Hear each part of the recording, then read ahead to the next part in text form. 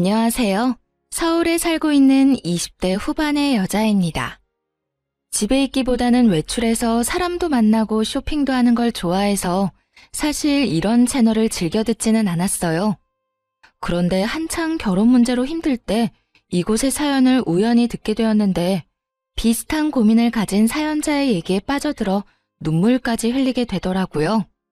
그때 마음이 좀 치유가 된 느낌이랄까요? 나 같은 사람이 또 있구나. 나만 힘든 게 아니구나. 이런 생각을 하면서요. 그렇게 이곳의 사연을 꾸준히 듣게 되었답니다. 그러다 보니 벌써 그 남자와 헤어진 지 1년 가까이 흘렀네요. 이제 마음의 상처도 많이 아문 것 같아요. 이 채널에서 받았던 위로를 다른 분들께도 드리고 싶어서 용기 내 사연을 써봅니다. 지금 생각하면 정말 현명한 선택을 했던 저의 이야기. 한번 들어주시겠어요? 그 당시 전 서울 강남의 어느 성형외과에서 원무과 직원으로 일하고 있었습니다. 상담을 진행하진 않았고 주로 접수와 결제 담당이었어요. 빌딩의 한 층을 통으로 썼기 때문에 규모가 꽤 컸거든요. 그래서 직원들이 많았고 예약하는 환자들도 많아서 매일 정신없이 일했었어요. 원무과 쪽은 처음이어서 일을 배우느라 더 정신이 없는 상태였죠. 병원은 16층짜리 빌딩에 있었는데 다른 회사나 로펌도 있었어요. 아침에 엘리베이터를 기다리는데 어느 날부터인가 어떤 남자가 눈에 띄더라고요. 항상 세련된 양복 차림에 참 훈훈한 남자였어요. 몸매가 호리호리하고 얼굴도 여자들이 좋아할 정도로 잘생겼고요. 하루는 병원 사람들이랑 점심을 먹고 들어오는데 또 그 남자와 마주친 거예요. 그러자 다른 직원들이 쑥덕대기 시작하더군요. 저 남자 진짜 훈남이다. 보면 가슴이 떨린다니까. 저번에 누가 봤는데 로펌으로 들어가더래. 혹시 변호사 아니야? 저 얼굴에 변호사면 대박이다. 뭐 그냥 그런가 보다 싶었죠. 그때는 병원 일 끝나면 퇴근해서 친구들이랑 놀기 바빴고 격일마다 운동도 열심히 해서 인생이 너무 재밌는 시절이었거든요. 그래서 남자에게는 별로 관심이 없었죠. 또 전혀 상관없는 사람이기도 했으니까요. 그런데 이상하게 자꾸 그 남자랑 눈이 마주치는 거예요. 나중에 안 거지만 그 남자가 제 쪽을 계속 쳐다봐서 그런 거였어요. 그로부터 한 달 정도 지났을까요? 퇴근하는데 비가 막 내리더라고요. 그래서 택시를 잡으려고 하는데 갑자기 누가 옆으로 쓱 다가오더군요. 놀라서 옆으로 얼른 피하고 보니 우산을 든 그 남자였어요. 혹시 버스 타시면 같이 정류장까지 가실래요? 전 버스 타러 가거든요. 네? 아니요. 전 여기서 그냥 택시 타려고요. 지금 막히는 시간이라 택시 타면 요금 엄청 나올 텐데. 어디까지 가시는데요? 집이 그렇게 멀지 않아서 괜찮아요. 배려해 주셔서 감사합니다. 마침 택시가 와서 얼른 잡아 탔어요. 힐끗 뒤를 보니 남겨진 남자가 택시를 멀거니 보고 있더라고요. 그런데 그 이후로 저를 만나면 먼저 인사를 건네기 시작하는 거예요. 다른 직원들이 그 모습을 보고 난리가 났죠. 남자는 혼자 점점 친한 척을 하더니만 같이 저녁을 먹자더군요. 사실 그렇게 싫지는 않아서 함께 식사까지 하게 되었어요.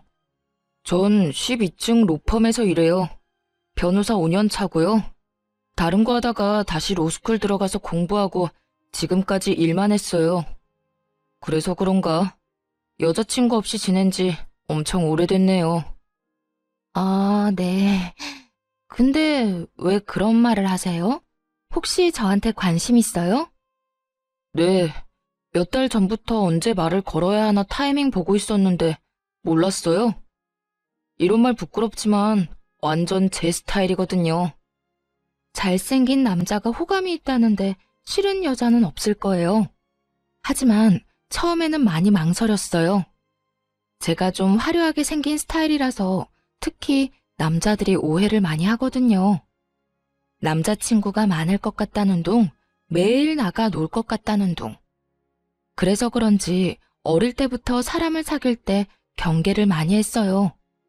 그래도 남자친구가 조심스럽게 다가와준 덕분에 결국 마음의 문을 열고 사귀게 되었답니다. 사실 오래 사귈 거라고 생각은 안 했는데 진중하고 배려심 깊은 사람이더라고요. 늘 따뜻하게 대해주는 모습에 반해 그렇게 1년을 만나게 되었어요. 중간에 병원 일을 관두고 싶었던 순간도 많았는데 남자친구를 매일 볼 수 있는 직장이어서 그나마 참고 다니기도 했고요. 아직 어렸기 때문에 결혼은 전혀 생각하지도 않았는데 30대인 남자친구는 결혼 이야기를 자주 꺼내더라고요. 둘이 함께하는 미래에 대해서 자연스럽게 말하기도 하고요. 그래서 이렇게 사귀다가 이 남자랑 결혼하게 되는 건가 싶었죠. 근데 자기는 왜 매일같이 결혼 얘기를 해? 정작 나한테 프로포즈는 안 하면서. 자기도 결혼 생각하고 있어? 난 자기가 어리니까 기다리고 있었지. 사실 빨리 결혼해서 얼른 둘이 살고 싶어. 결혼이 무슨 소꿉장난도 아니고 준비할 게 많잖아. 부모님도 배워야 하고 서로 재산도 좀 맞춰보고 예산도 세워야 하고. 우리 예슬이 모은 돈 좀 있나 봐. 난 내가 다 해야 하나 걱정하고 있었는데 아무래도 자기 월급이 그렇게 많진 않을 거 아니야. 자기가 변호사긴 하지만 그렇게 많이는 못 벌지. 요즘 변호사들이 워낙 많으니까. 사실 그렇지. 예전처럼 많이 벌지는 못해. 그래도 너 하나는 내가 책임질 수 있어. 그렇게 말하는 남자친구를 보니 귀엽기도 하고 애틋하기도 하더라고요. 그래서 저도 자연스럽게 결혼에 대해 긍정적으로 생각하게 됐어요. 그 사이 남자친구한테 로맨틱한 프로포즈를 받아 승낙도 했고요. 앞으로 사랑하는 남자와 결혼해서 꽃길만 걸을 거라는 설렘으로 가득 차 있었죠. 지금 생각하면 참 어린애 같았지만요. 그러던 어느 날 남자친구가 심각하게 자기 집 얘기를 꺼내는 거예요. 나는 사실 엄마랑 둘이 살고 있어. 아버지가 나 대학생 때 갑자기 병으로 돌아가셔서 엄마가 우울증에 걸리셨거든. 로스쿨 다니느라 집도 팔아서 더 작은 집으로 이사 갔고 그나마 내가 변호사가 돼서 다행이지. 우리 엄마 그거 하나 보고 사셔. 그러셨구나. 난 그냥 평범한 집에서 자랐어. 자기한테 그런 아픔이 있는 줄 몰랐네. 그래도 이렇게 변호사까지 되고 대단한 거야, 정말. 저기, 내가 엄마한테 자기에 대해 말씀드려봤거든? 여자친구 있다고. 결혼 생각한다고 하니까 직업이랑 집안을 바로 물으시더라고. 그래서 아직 자세히 말씀은 못 드렸는데 자기 직업이 전문직은 아니니까 우리 엄마가 반대하실 수도 있을 거야. 어쩌면 좀 모질게 구실 수도 있고. 그래? 좀 걱정되긴 한다. 난 자기 어머님이 반대하시면 억지로 결혼할 마음은 없어. 자기 너무 냉정하게 말한다. 난 엄마를 어떻게 설득할지 고민하느라 머리가 터질 것 같은데. 저기, 나를 사랑하면 엄마가 모질게 대하더라도 좀 참아줄 수 없을까? 사실 자기가 공부 열심히 해서 좋은 직업 가졌으면 이런 걱정 안 했을 테니까. 남자친구가 이렇게 말하는데 좀 어이가 없더라고요. 병원에서 접수하는 일을 한다고 엄청 하찮게 여기는 느낌이었죠. 나에 대해 많이 아는 것도 아니면서 말이에요. 사실 남자친구에게 집안에 대한 작은 비밀을 숨기고 있었는데 그냥 다 말해버릴까 하다가 아직 때가 아닌 것 같아 입을 다물었어요. 어릴 때부터 주변 사람들한테 우리 집 얘기는 절대 안 했거든요. 친구들한테도 그냥 평범하게 산다고만 하고 이러쿵저러쿵 말한 적도 없어요. 남들한테 쓸데없는 말 하지 말라고 부모님이 항상 신신당부하셔서 그렇게 됐죠. 일단은 말을 아끼고 다시 만남을 이어가던 어느 날이었어요. 먼저 퇴근하고 건물 입구 앞에서 남자친구를 기다렸죠. 때마침 남자친구가 나오길래 인사하는데 어떤 중년 여자가 툭 치고 가는 거예요. 게다가 남자친구 이름을 크게 부르면서요. 한눈에 봐도 남자친구 엄마라는 걸 알 수 있었어요. 남자친구도 놀랐는지 제 쪽을 휙 쳐다보더라고요. 엄마, 여기까지 웬일이에요? 언제 끝날 줄 알고요. 전화를 미리 하시죠. 우리 변호사님 이렇게 퇴근한 거 보는 게 엄마 행복이야. 아휴, 멀리서 오는 거 보는데 너무 멋있더라. 무슨 아침 드라마 보는 줄 알았잖아. 아, 진짜 그만하세요. 민망하네. 엄마, 이쪽은 이예슬이에요. 내 여자친구. 이렇게 갑자기 만나서 좀 그렇다. 정식으로 날 잡아서 만나야 하는데. 응? 그러게. 그건 그렇고 여기까지 왔는데 엄마랑 같이 집으로 가줄 거지? 그러더니 남자친구 엄마가 팔짱을 딱 끼고는 남자친구를 끌고 가려고 하더라고요. 남자친구는 당황하면서 저를 쳐다봤고요. 근데 오늘 예슬이랑 선약이 있는데? 그러니까 연락을 먼저 하셨어야죠. 아님 이렇게 된 거 우리 셋이서 저녁 먹을까요? 맨날 밖에서 밥 먹는 애가 또 무슨 외식을 한다 그래. 내가 너 좋아하는 제육볶음 맛있게 해놨는데. 그럼 난 먼저 갈게. 내일 보면 되지. 어머님, 다음에 뵙고 정식으로 인사드릴게요. 그런데 진짜 너무 웃겼던 게 뭔지 아시나요? 남자친구 엄마는 저를 한 번도 안 쳐다봤고 마치 없는 사람 취급했다는 거예요. 당연히 인사도 받아주지 않았죠. 제 존재 자체를 그냥 신경도 안 쓰고 지나쳐버리더라고요. 저에 대해 당연히 알고 있었을 텐데 완전히 무시하는 태도를 보니 화가 나더군요. 결국 남자친구는 미안한 표정을 지으면서 지네 엄마한테 끌려갔고요. 말도 제대로 못하는 모습에 좀 정이 떨어졌어요. 그래서 일부러 다음 날까지 연락을 받지 않았네요. 엄청 미안했는지 병원 문 앞까지 찾아와서 기다리고 있더라고요. 자기야, 어젠 진짜 미안했어. 전화 안 받아서 내가 얼마나 걱정했는 줄 알아? 어머님이 나를 어떻게 생각하는지 아주 잘 알겠던데. 그래도 그렇지 사람을 앞에 두고 어떻게 그렇게 모르는 척을 하셔? 그러게 말이야. 나도 집에 가는 길에 엄청 뭐라고 했어. 우리 엄마가 원래 그런 분이 아닌데 진짜 미안해. 어제 나 처음 보신 거잖아. 뭐라고 하셔? 자기한텐 솔직하게 말하셨을 거 아니야. 숨기지 말고 말해봐. 뭐 별로 좋은 얘기는 안 하셨어. 그냥 모르는 척하고 넘겨줘. 내가 우리 엄마는 잘 설득할게. 아, 말해보라고. 나도 알아야 앞으로 어떻게 할지 생각해볼 거 아니야. 생긴 게 날라리 같고 치마도 너무 짧다고. 그렇게 어린 것 같지도 않은데 정숙하지 않다고 하시네. 어젠 좀 치마가 짧긴 했지. 난 그런 거 좋아하지만. 날라리라니. 진짜 어이가 없더라고요. 어차피 곧 우리 집에도 인사를 가야 하니까 이번 기회에 다 털어놓기로 했어요. 우리 집에 인사 오기 전에 미리 말할 게 있어. 무슨 말인데? 혹시 무슨 달동네 산다는 말 아니지? 자기 경제 사정 안 좋다는 건 나도 짐작했어. 괜찮아. 아니? 그건 아니야. 우리 집 가면 놀랄까봐 미리 말해주는 거야. 사실 내가 지금 일하는 병원 원장이 우리 오빠야. 우리 오빠가 성형외과 전문이거든. 진짜야? 아, 그래서 거기서 일하는 거구나. 그럼 자기가 해외에서 학교 나왔다고 한 것도 진짜겠네. 사실 안 믿었거든.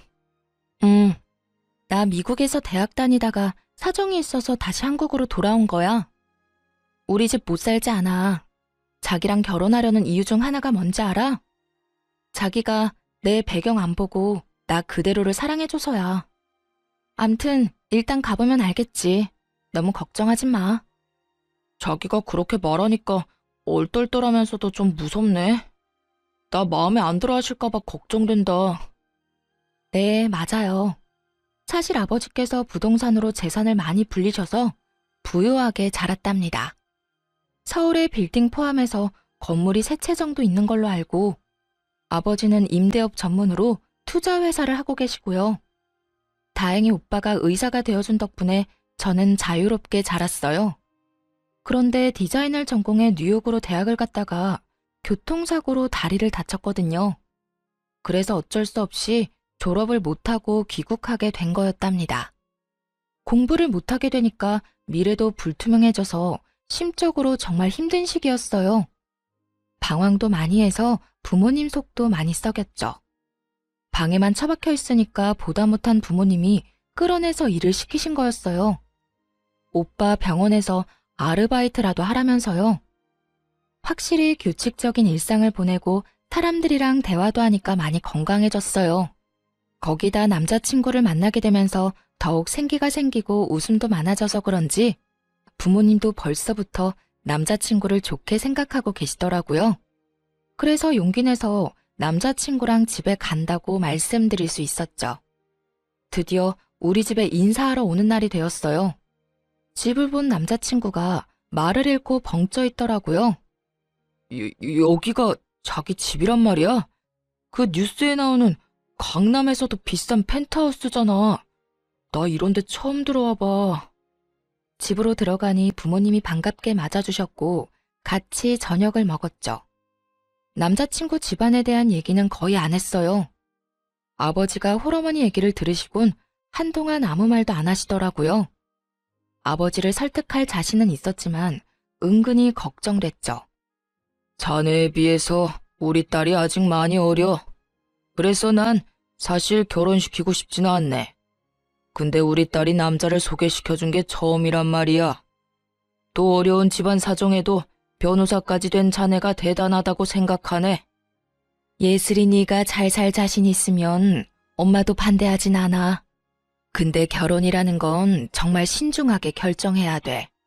너희만 같이 사는 게 아니라 가족과 가족이 만나는 거야. 아버님, 어머님, 저를 믿어주십시오. 제가 예슬이에 비해 정말 부족한 것 잘 알고 있습니다. 그래도 온 힘을 다해서 예슬이 행복하게 해주겠습니다. 우리는 예슬이 정말 부족한 거 없이 키웠네. 근데 자네랑 결혼하면 고생하지는 않을까 걱정되는 건 사실이야. 지금 연봉이 그렇게 많지는 않은 것 같은데 앞으로 포부가 어떻게 되나? 네. 지금 다니는 로펌에서 3년은 더 일을 배울 생각입니다. 어디에 소속되면 변호사도 어떻게 보면 그냥 월급쟁이 아닌가. 지금 그 로펌 내년에 다른 데로 이전한다고 하던데 좀 도와줄 테니 그냥 자네가 로펌을 하나 차리는 게 어떤가? 괜찮은 변호사들 데려다가 덩치 키우면 되지. 비즈니스가 별게 아니야. 다 그렇게 시작하는 거지. 그 말을 듣고 남자친구 얼굴이 환하게 밝아지는 게 눈에 보이더라고요. 월급쟁이로 살다가 아버지가 로펌을 하나 차리게 도와주신다니 얼마나 놀랐겠어요. 우리 집에서 나와서도 흥분을 감추지 못하더군요. 아버님이 진짜 통이 엄청 크시다. 로펌을 차려주신다니. 자기를 만난 게 내 인생의 기적이야.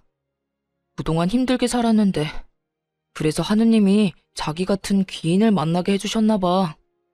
너무 앞서 나가지는 마. 내년 이후의 일이잖아. 지금은 우리 결혼 준비가 더 중요한 거 아니겠어? 그래서 말인데 우리 집에 대한 얘기는 자기 어머님한테 말 안 했으면 좋겠어. 왜 말을 하지 마? 우리 엄마 엄청 좋아하실 텐데. 가뜩이나 자기 마음에 안 들어 하셨는데 완전히 좋은 기회잖아. 그래서 싫다는 거야. 내가 날라리 같다고 싫어하셨는데 우리 집 배경 때문에 태도 달라지는 거 싫어. 나 사실 지금껏 살면서 주위 친구들이나 지인들한테 그런 상처를 많이 받았어. 자기 어머님도 나를 있는 그대로 봐주셨으면 좋겠어. 자기가 그런 것처럼. 뭐 자기가 그렇게 하고 싶다면 말은 안 할게. 어차피 상견례하면 그때 아시게 되겠지. 그때까진 비밀로 할 테니까 우리 엄마랑 친해지는 노력 같이 해보자. 그렇게 몇 주일이 지났습니다. 그런데 어느 날 모르는 번호로 전화가 끊임없이 오더라고요. 전화를 받았더니 글쎄 남자친구 엄마였지 뭐예요. 내가 지금 집 주소 보낼 테니까 오늘 저녁에 집으로 좀 와라. 우리 형민이한테는 말하지 말고. 네? 오늘 저녁에요? 너무 갑작스러운데 주말에 오빠랑 같이 찾아뵈면 안 될까요? 아니 내가 오라면 오는 거지 뭔 말이 많아. 안 오면 네 손해니까 알아서 해. 다짜고짜 그렇게 차갑게 말하고는 끊어버리시더라고요. 그리고 바로 집 주소가 문자로 도착했어요. 정말 가야 하나 고민을 많이 했어요. 그래도 노력하는 게 맞는 것 같아서 일부러 백화점에서 과일 세트까지 사서 갔네요. 도착한 곳은 서울 변두리에 있는 작은 아파트 단지였어요. 주변에 산도 있어서 그런지 아늑해 보이더라고요. 초인종을 누르자 얼마 안 있다가 예비 시모가 문을 확 열어젖혔어요. 그리고 말도 없이 휙 들어가 버리길래 순간 당황했지만 우선 안으로 들어갔어요. 뭘 그렇게 두리번거려? 설마 서울 아파트 처음 보는 건 아니지? 내가 관심이 없어서 형민이한테 물어보지도 않았는데 넌 어느 동네 사니? 혹시 어디 달동네 사는 건 아니지? 어머님, 저번부터 말씀드리려고 했는데 말씀이 좀 지나치신 것 같아요. 저를 마음에 안 들어 하시는 건 알겠는데 그래도 좀 예의를 갖춰주세요. 뭐라고? 어디 어린 게 어른 앞에서 눈 똑바로 뜨고 예의 타령이야? 넌 지금 예의가 있어? 하긴 가정교육이 중요한 건데 뭐 그런 환경에서 자랐으니 내가 기대를 하면 안 되지. 도대체 사람을 어떻게 생각하고 있는 건지 예비 시모의 태도에 기가 막히더라고요. 그래도 꾹 참고 과일 바구니를 내밀었는데 예비 시모가 혀를 쯧쯧 찼답니다. 너 병원 접수원이라고 하던데 돈이 썩어나니? 이게 얼마나 비싼데 이렇게 척척 싸와? 이런 것만 봐도 네 머리가 얼마나 텅텅 비었는지 알겠다. 어머님께서 과일 좋아하신다고 해서 일부러 멀리까지 가서 사온 거예요. 그냥 맛있게 드셔주세요. 그렇게 많이 안 비싸요. 아이고, 이게 안 비싸다고? 네 수입이 뻔한데 낭비가 너무 심한 거 아니니? 데이트할 때 우리 아들 돈 다 털어먹는 거 아니야? 힘들게 돈 벌어서 뭔 짓인지.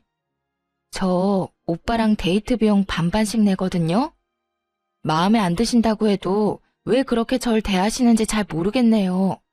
저는 그냥 어머님이랑 친해지고 싶어서 온 거예요. 우리 아들 구워 삶은 것도 모자라서 나도 어떻게 해보려고? 어림도 없지. 그래, 우리 아들이랑 그렇게 결혼하고 싶으면 오늘 저녁 좀 차려봐. 내가 우리 아들 밥 하나는 참 잘해 먹였어. 너랑 결혼했다가 라면만 먹게 할 순 없으니까 요리 솜씨가 어떤지 좀 보자. 만약 제대로 못하면 절대 우리 아들이랑 결혼 못할 줄 알아. 저 말 들으니 진짜 기가 막히더라고요. 저요, 여태껏 밥 한 번 안 하고 자랐어요. 자랑하는 게 아니라 항상 집에 도우미 아주머니가 계셨거든요. 앞으로도 청소며 요리에 매달릴 생각 없었고요. 그리고 결혼하면 둘이서 알아서 밥 차려 먹고 잘 살 텐데 예비 시모가 말하는 것을 들으니 무슨 노예를 구하는 것 같았죠. 저는 결혼해도 일할 거예요. 집에서도 요리해 본 적 없고요. 부모님도 저한테 밥 차리라고 말씀하신 적 없어요. 무슨 며느리 뽑는 선발전 하는 것도 아니고 밥 못하면 결혼 못한다고 말씀하시는 게 너무 어이가 없네요. 저 그만 가볼게요. 이거 말하는 꼬락서니 좀 봐. 야, 너 거기 안 서? 나가기만 해봐. 당장 부엌으로 들어가. 예비 시모의 눈이 갑자기 휙 돌더니만 제 목덜미를 잡아채더군요. 그러고는 주방으로 막 끌고 가기 시작했어요. 순간 너무 무서웠죠. 내가 우리 아들을 어떻게 변호사로 만들었는데 니까짓 게 뭔데? 가진 게 없고 이뤄놓은 것도 없으면 뭘 해줄 수 있는지 보여줘야 하는 거 아니야? 집에서 우리 아들 수발 잘 들고 밥이라도 잘해야 할 거 아니야? 예비 시모를 확 밀치며 말했어요. 이게 무슨 짓이에요? 사람 죽일 일 있어요? 그쪽 아들이랑 결혼 안 하면 되죠? 당장 헤어져 줄게요. 이제 만족하세요? 비켜요. 그대로 달려서 현관문으로 갔죠. 눈물이 하염없이 나고 목은 너무 아프고 살면서 이런 일은 처음이었어요. 그때 정말 짠 것처럼 남자친구가 들어오더군요. 제 얼굴을 보고는 깜짝 놀라 자기 엄마한테 무섭게 소리치기 시작했어요. 이게 뭔 짓이에요? 내가 예슬이 부르거나 연락해서 이상한 짓 하지 말라고 했죠? 변호사가 뭐 그렇게 대단하다고 만나는 여자들마다 떼어놓으려고 난리냐고. 진짜 미쳤어요? 예, 난 다 너를 위해서 그러는 거지. 그깟 변호사라니. 네 얼굴에 네 직업이면 열쇠 3개는 기본으로 주는 여자도 만날 수 있단 말이야. 어디서 맨날 거지 같은 애들만 데려오니까 그러는 거 아니니? 그 말을 듣자 정신이 확 들더군요. 그동안 믿었던 남자친구한테도 배신감이 들었고요. 물론 저를 만나기 전에 다른 여자야 만났겠지만 그동안 그런 말 전혀 없었거든요. 저번에 그 선생이라는 계집애도 떨쳐내느라 얼마나 힘들었는데. 그런데 이번엔 이런 날라리 꽃뱀을 데려와? 자기야, 일단 나가자. 내가 다 설명할게. 소리치는 예비 시모를 뒤로 하고 겨우 나왔습니다. 남자친구의 차에서 진정될 때까지 멍하게 앉아 있었어요. 이런 일이 생기다니 진짜 꿈을 꾸는 것 같더라고요. 남자친구한테 가기 전에 미리 말을 해놔서 다행이지. 저 혼자였다면 더 못된 일도 당했을 것 아니겠어요? 엄마가 한 말은 너무 신경 쓰지 마. 내가 다 미안하다. 자기야, 이런 일로 나 버리는 거 아니지? 자기가 원하면 엄마랑 인연 끊고 살게. 진짜야. 나도 정말 지긋지긋해. 그래도 키워주신 엄만데 어떻게 천륜이 끊어지겠어. 나랑 인연을 끊는 게 훨씬 빠를 것 같은데. 그리고 다른 여자 얘기는 뭐야? 다 지나간 일이니까 굳이 말 안 한 거야. 예전에도 결혼할 여자가 있긴 했어. 근데 엄마가 하도 괴롭혀서 결국 헤어졌거든. 그럼 나한테 그 말도 했어야지. 그래야 자기 어머님이 어느 정도인지 알잖아. 난 오늘 일 너무 충격적이야. 내가 대신 이렇게 빌게. 진짜 미안해. 그래서 자기 집안에 대해서 미리 말하자고 한 거야. 그러면 엄마가 잘 대해주실 게 확실하고 결혼까지 아무 문제 없으니까. 그거야 자기한테 유리한 입장인 거고 내가 굳이 그렇게까지 하면서 결혼할 필요는 없는 것 같아. 우리 좀 생각할 시간을 갖자. 당분간 연락하지 마. 계속 붙잡는 남자친구를 밀어내고 얼른 제 차로 돌아가 버렸어요. 그런데 2주 정도 시간이 흘렀는데도 남자친구에게선 진짜 연락 한 통 없더라고요. 이렇게 끝내는 게 맞다고 수십 번 되뇌면서도 괘씸한 마음이 들었죠. 참 이상하게도 건물 안에서도 마주치질 않더군요. 그렇게 일주일이 더 지났는데 엘리베이터 앞에서 드디어 남자친구를 마주쳤어요. 그런데 정말 다른 사람처럼 너무나 초췌하게 변해 있는 게 아니겠어요? 그 사람이 저를 보며 힘없이 씩 웃자 저도 모르게 눈물이 왈칵 쏟아지더라고요. 결국 그날 저녁에 만나서 얘기를 하게 됐죠. 나 2주 동안 병가 내고 사무실 못 나갔어. 자기랑 못 만나니까 진짜 지옥 같더라고. 병가를 다 써서 결국 다시 출근하는데 이번에는 자기 마주칠까봐 너무 무섭고 어떻게 해야 될지도 모르겠고. 남자가 뭐 그렇게 용기가 없어? 그렇게 나랑 결혼하고 싶으면 어떻게든 잡든지 행동하는 걸 보여줘야지. 자기가 나한테 과분한 사람인 걸 아는데 염치 없이 어떻게 그래? 그런 수모를 겪게 하면서까지 잡을 수는 없지. 그 순간에 진짜 이 남자를 사랑한다는 걸 느꼈던 것 같아요. 지금 생각하면 참 바보 같지만요. 어쨌든 사람 마음이 그렇게 무 자르듯이 잘리는 게 아니니까요. 사실 자기한테 말을 안 했는데 우리 엄마 때문에 너무 힘들었거든. 여기 빌딩 앞에서 자기 처음 봤던 날에 엄마가 무슨 짓을 했는 줄 알아? 당장 헤어지라고 난리치면서 수면제 털어먹는 신용까지 했어. 진짜야? 자기 어머님 진짜 대단하다. 아들 인생인데 도대체 왜 그렇게 집착하시는 거야? 아, 참 웃긴 게 뭔지 알아? 그게 처음도 아니라는 거야. 전에는 응급실 가서 쉬하고 난리도 아니었어. 근데 의사가 나한테 조용히 그러더라. 수면제가 아니라 비타민이었다고. 그래서 이젠 어머니가 그런 쇼를 해도 아무렇지도 않더라고. 사실 약이 아니라 비타민인 거 다 아니까. 미안하지만 그 말을 들으니까 난 더 이 결혼에 자신이 없어졌어. 어떻게 평생 자기 어머님을 견디면서 살겠어? 나랑 결혼하고 싶으면 자기가 확실히 해줘. 우리 집 얘기 안 하고 결혼 승낙 받아내. 그리고 절대 우리 결혼 생활에 터치 안 하시겠다고 확답 받아줘. 억지스러워 보여도 그게 내 조건이야. 그게 안 되면 앞으로 나한테 더한 요구도 할 뿐인 것 같아. 그러자 남자친구가 갑자기 무릎을 꿇더니 펑펑 울기 시작하더라고요. 내 평생 자기만큼 사랑한 여자는 없어. 자기를 지키기 위해서라면 뭐든지 할 거야. 어떻게든 엄마가 우리 일에 더 이상 참견 못하게 내가 확실히 정리할게. 나 조금만 기다려줘. 우리 안 헤어지는 거 맞지? 남자친구가 울면서 사정을 하기도 했고 저도 사랑하는 마음이 컸기에 우선은 일을 해결할 때까지 지켜보기로 했죠. 다시 만나니까 제 마음도 안정되는 게 느껴졌답니다. 그래도 사랑이 있으니 힘든 난관을 견딜 수 있을 거라는 순수한 믿음이 있었죠. 며칠 뒤 그 일이 있기 전까지는 말이죠. 병원에서 일하고 있는데 낯익은 여자가 저를 째려보며 들어오는 거예요. 눈을 다시 비비고 볼 정도로 이 상황이 믿기지가 않았어요. 맞아요. 남자친구의 어머니였어요. 그대로 얼어붙어서 예비 시모가 다가오는 걸 바라보고 있었죠. 예, 너 내가 좋게 해결하려고 했는데 가만히를 안 있는구나. 진짜 우리 아들하고 결혼을 한다. 이 말이지 감히. 예비 시모는 그 큰 병원에서 수십 명의 환자들에게 들으라는 듯 소리쳤어요. 놀라서 제 옆으로 다가온 다른 직원들이 예비 시모를 말리기 시작했죠. 무슨 일인지는 몰라도 나가주세요. 여기 지금 영업하고 있는데 뭐 하시는 거예요? 내가 여기 왜 왔는지는 저 맹랑한 계집애한테 물어봐. 화병이 나서 지금 쓰러져 죽을 판이야.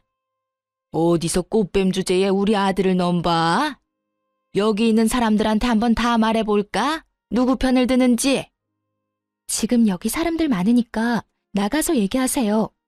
아무리 그래도 일하는 직장에 오셔서 지금 뭐 하시는 거예요? 이까지 접수대에서 일하는 주제에 뭔 대단한 거 한다고. 너 대학이나 제대로 나왔어? 너 같은 애들 뻔하지.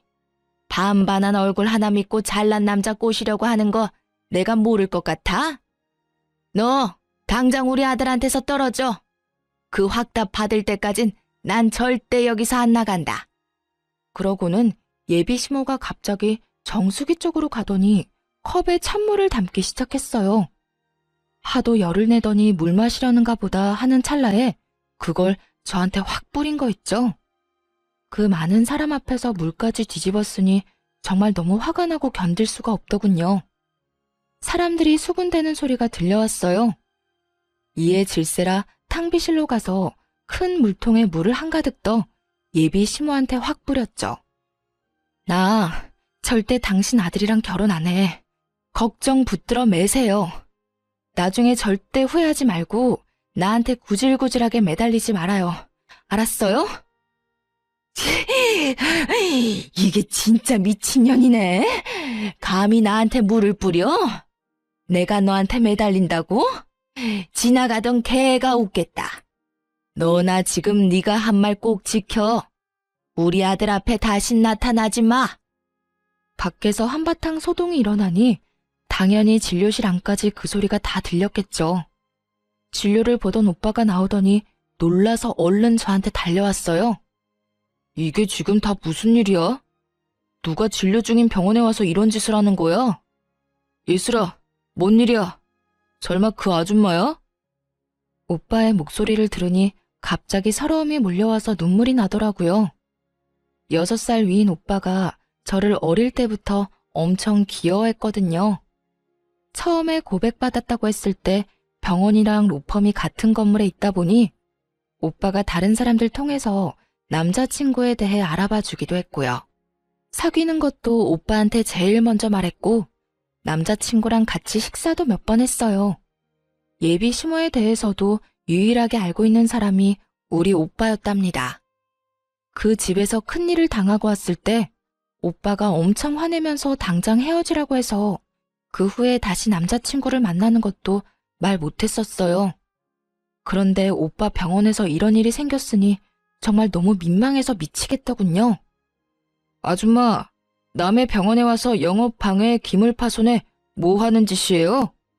아들이 변호사라면서 법에 대해 잘 모르시나 보네.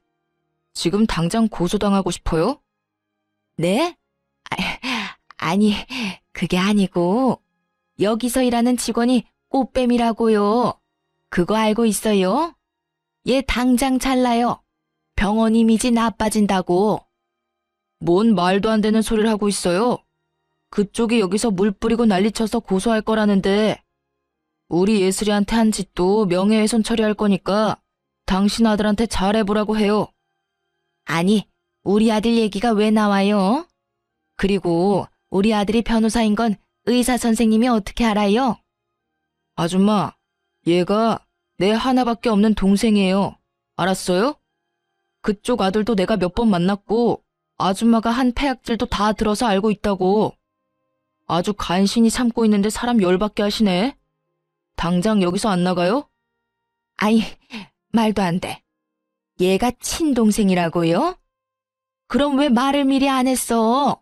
오빠가 의사면 집에 돈 좀 있을 거 아니야? 미리 말했으면 내가 이렇게까진 안 했지. 그쪽이 이렇게 나올까봐 말 안 한 거예요. 아줌마, 내가 아까 말했죠? 나한테 매달리거나 후회하지 말라고. 그리고 하나 더 말해줄까요? 이 빌딩 우리 아빠 거예요. 너네 아버지 빌딩이라고? 아니, 그게 진짜야? 그럴 리가 없는데.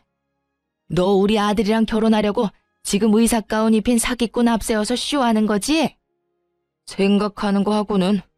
아줌마, 아침 드라마 작작 봐요.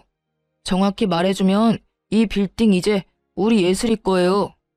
얼마 전에 증여해 주셨거든. 부모님이랑 내가 얼마나 애지중지하는데 아줌마가 뭔데 내 동생한테 몹쓸 짓을 해? 아, 진짜 안 되겠다. 너 오빠한테는 헤어졌다고 했잖아. 오빠가 한숨 쉬며 어디론가 전화를 걸었어요. 상대가 누구인지는 안 봐도 바로 알 수 있었죠. 5분도 안 돼서 사색이 된 남자친구가 뛰어왔는지 숨을 몰아쉬며 들어왔거든요. 남자친구는 자기 엄마 모습을 보고는 울상을 지었어요. 내가 제발 가만히 있으라고 했죠. 도대체 엄마가 뭔데 내 인생에 이래라 저래라 하냐고요. 내가 엄마 때문에 얼마나 불행한지 알아요? 도대체 어디까지 나를 끌어내릴 거냐고. 남자친구 엄마는 그 절규를 듣고 그제야 느낀 모양이었어요. 뭔가 상황이 심상치 않게 돌아간다는 것을요. 남자친구가 무릎을 꿇은 채 제 바지를 잡고 매달리며 울기 시작했어요. 그 모습을 보고 가슴이 아팠지만 이미 우리 관계는 돌이킬 수 없었죠. 자기한테 나쁜 감정은 없지만 우리는 결혼할 수 없을 것 같아. 이제 헤어지자. 나는 당신 어머님이랑 한 가족이 돼서 살 수가 없어. 제발 여기서 나가줘. 예슬아, 제발 나한테 한 번만 더 기회를 줘. 난 진짜 너를 사랑한다고. 얘 형민아, 너는 변호사가 이렇게 채통 없이 울면 어떡하니? 얼른 일어나. 근데 얘가 진짜 이 건물주 딸은 맞는 거니? 이제 와서 그게 중요해요? 나 예슬이랑 헤어지면 엄마랑도 연 끊고 살 거예요. 알았어요? 이제야 상황 파악이 됐는지 남자친구 엄마가 부드러운 목소리로 말하더군요. 얘, 아가야. 내가 우리 아들을 생각하는 마음에 큰 실수를 한 것 같다. 우리 좀 진정이 되면 다시 얘기하자. 일하는 데 와서 미안하다. 오늘 이후로 다신 아줌마랑 마주칠 일 없을 거예요. 상황 다 알았으니까 이제 그만 가주세요. 지금 안 나가면 진짜 경찰 부릅니다. 강 과장님, 빨리 처리 좀 부탁드릴게요. 얼른 정리하고 정상 진료합시다. 원무과 과장님이 남자친구와 남자친구 엄마를 억지로 끌고 병원 밖으로 나갔어요. 오빠랑 직원들한테 이 일을 어떻게 설명해야 하나 정신이 아찔한데 문 밖에서 남자친구 엄마의 목소리만 또렷이 들려오더군요. 원무과 과장님한테 글쎄 뭐라고 했는지 아시나요? 근데 진짜 제가 이 건물주 딸 맞아요? 저 의사 동생이 맞고요? 저 의사가 여기 원장 맞아요? 예, 불러 들어온 복을 아주 뻥 차셨네요. 그 말을 들은 남자친구 엄마가 벙찐 채 이쪽을 바라보는데 얼굴이 점점 흑색으로 변하는 게 보이더라고요. 눈도 마주치기 싫어서 얼른 탕비실로 들어가 버렸어요. 30분쯤 지나고 오빠가 집으로 그만 가라고 해서 그 길로 퇴근했답니다. 그 이후로 남자친구 연락도 그냥 차단해버렸어요. 괜히 연락하고 변명을 들으면 미련 때문에 나쁜 선택을 할 것 같아서요. 오빠가 핸드폰 검사까지 하면서 완전히 뜯어말리기도 했고요. 한동안 남자친구 엄마가 다시 찾아올까봐 병원에 가지 않았는데 오빠도 아예 그만 일하는 게 좋겠다고 하더라고요. 그래서 짐도 챙겨오고 직원들에게 사과도 할 겸 마지막으로 병원에 갔죠. 그런데 어쩐지 쎄하더라니. 빌딩 앞에서 남자친구 엄마랑 딱 마주쳤지 뭐예요. 저를 발견하자마자 막 달려오더군요. 진짜 무슨 공포영화처럼 너무 무서워서 뒷걸음질까지 쳤네요. 그러더니 무턱대고 앞에서 무릎을 꿇었어요. 잠을 한숨도 못 잔 것처럼 머리는 엉망이고 옷도 엉망이고 말이죠. 아가야, 제발 나 좀 한 번만 봐주렴. 정말 미안하다. 우리 아들 한 번만 받아주면 내가 앞으로 네 앞에서 납작 엎드려서 살게. 응? 내가 우리 아들 일이라면 앞뒤 안 가리는 경향이 좀 있어. 잠깐 미쳤었나 봐, 아가야. 다 끝난 마당에 소름 끼치게 무슨 아가? 난 아줌마 얼굴 보는 것만으로도 끔찍해요. 내가 말하지 않았어요? 그쪽 아들이랑 다신 안 만날 거고 결혼도 안 할 거니까 나 찾아오지 말라고요. 그날 이후로 형민이가 짐 싸서 나가버렸어. 나한테 전화 한 통도 없고 그래서 잠도 못 자고 너한테 용서를 빌려고 매일 여기서 너만 기다렸단다, 아가야. 그 말이 더 소름 끼치네요. 나 다신 여기 안 올 거니까 앞으로 찾아오지 마요. 그리고 이제 다 끝난 사이지만 당신 아들은 당신 소유물이 아니에요. 아들 인생 망치지 말고 적당히 해요. 계속 따라오며 미안하다고 오는 그 여자를 떼어내느라 진짜 곤혹스러웠어요. 결국 빌딩 경비원분들한테 부탁해서야 겨우 쫓아버릴 수 있었죠. 그렇게 그 아줌마의 악연은 다행히 끝낼 수가 있었어요. 전 남자친구와는 그 후 3개월 뒤에 한 번 만난 걸로 인연을 마무리했고요. 지금도 그 사람을 생각하면 마음 한편이 아려요. 차라리 절대 못 헤어진다고 악이라도 썼다면 정이 더 떨어졌을 텐데 그 사람은 제가 연락할 때까지 한 번도 연락하지 않더라고요. 오빠를 통해 그 사람이 로펌을 그만뒀다는 사실을 알게 됐지만 연락하진 않았어요. 그런데 어느 날 그 사람에게서 메시지가 왔더군요.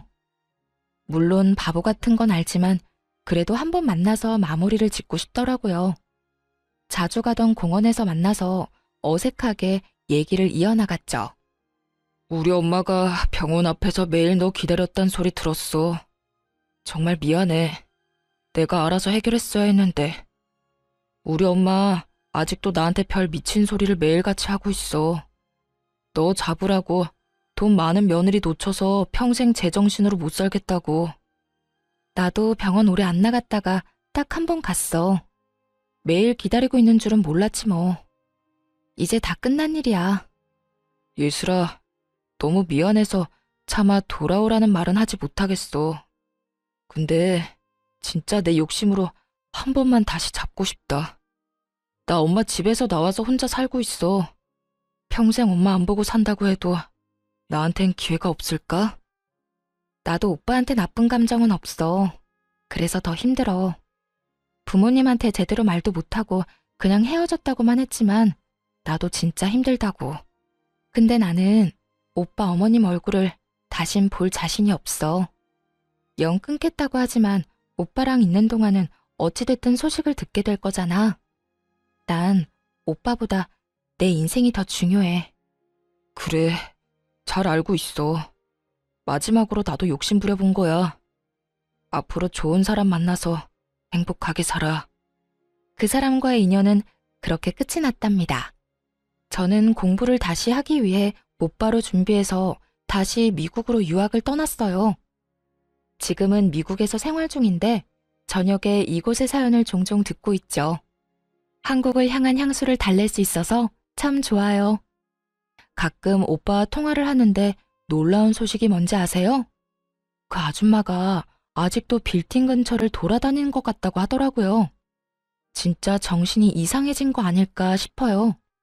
하긴 그렇게 돈 많은 집 며느리 찾으려고 난리치다가 자기 때문에 놓쳐버렸으니 저 같아도 속 쓰려서 제대로 못 살 것 같네요. 상처도 많이 받고 이상한 일을 겪은 터라 앞으로 결혼할 수 있을지 모르겠지만 지금은 우선 공부를 잘 끝내는 걸 목표로 지내고 있어요. 제가 타지에서 잘 살아갈 수 있도록 듣고 계신 분들이 힘을 주셨으면 좋겠습니다. 이야기 들어주셔서 감사드리고 좋은 날만